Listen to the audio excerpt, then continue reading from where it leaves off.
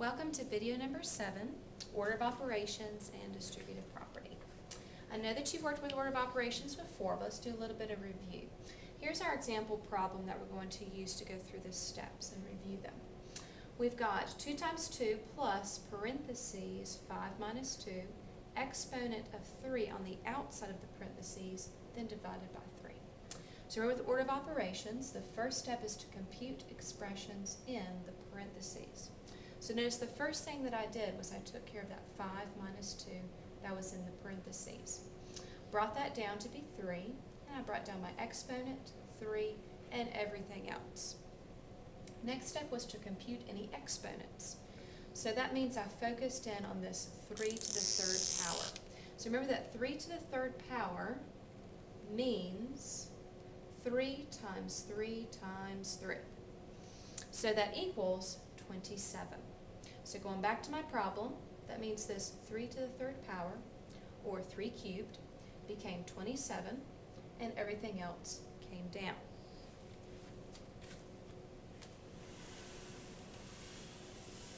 Okay, same problem. Now we're on to step 3. Notice I copied what I had on the previous board onto this one. So my step 3 was to multiply and divide from left to right. That means that whatever I come to first from left to right, like I read the line in a book, I'm going to do first. So I come to this multiplication first, 2 times 2, which equals 4. I bring down my plus 27 and my divided by 3. Now, again, going from left to right, I still have division here. So I'm going to do 27 divided by 3, which is 9. Last step I have is addition. So remember, step 4 is to add and subtract from left to right. 4 plus 9 is equal to 13. So however you learned how to do order of operations, just remember these steps. We're going to talk about connecting order of operations and distributive property. But remember, here's another keyword. Keywords are in red, definitions in blue. So distributive property is multiplication over addition or subtraction to simplify an expression. So here's an example. Notice I have the same thing written on this side as well as on this side. So this is the same exact thing. But we're going to look at it in 2 different ways. We just talked about order of operations. So think about if you were given this problem here. -2 parentheses 5 plus -3. Well, by order of operations, I would do what's in parentheses first. So 5 plus -3 is equal to +2. Remember that when we see parentheses like this, we're talking about multiplying. The symbol is not given to you there, but you know that it is there invisibly. So -2 times +2 is what we're doing. So -2 times 2 is equal to -4. So again, that's order of operations, doing our parentheses first. But let's connect it to our new vocab word, which is distributive property. Think about if I had that same problem, and I'm going to use distributive property. Distributive property, again, is multiplication over addition or subtraction. So that means I'm going to multiply what's outside to what's inside. So -2 times 5 is -10. And -2 times -3 is equal to a +6. Okay, bring down our plus. So now I have -10 plus a +6. Again, look at what I did. -2 times 5 and -2 times -3 and brought down the addition. So -10 plus a +6, visualize it on the number line or with chips, is equal to -4.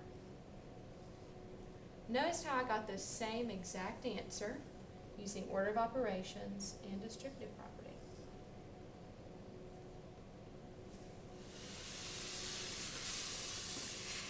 Most of the time you're going to see distributive property, though, with variables, which means letters in math. So here I'm using x. We're going to do two different examples, and you're going to see this in the investigations.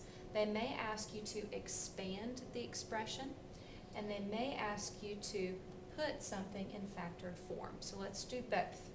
Expanding the expression means I'm going to use the distributive property to expand it, which means 6 times 3, which is equal to 18, and 6 times 4x is equal to 24x.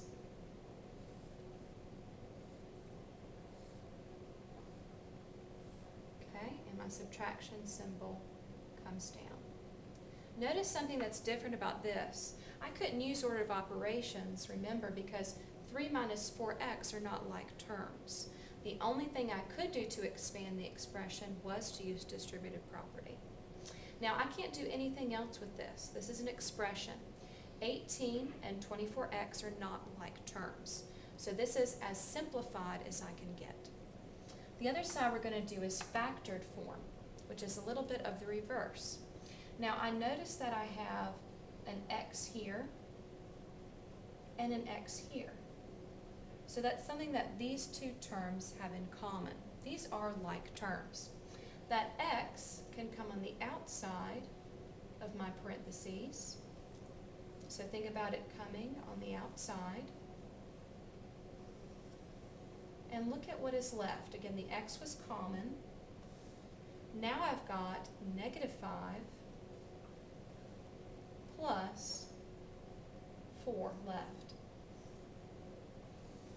So think about what would happen if you did the reverse again. You'd get back to the expanded expression form. Know how to do both of these because both are important.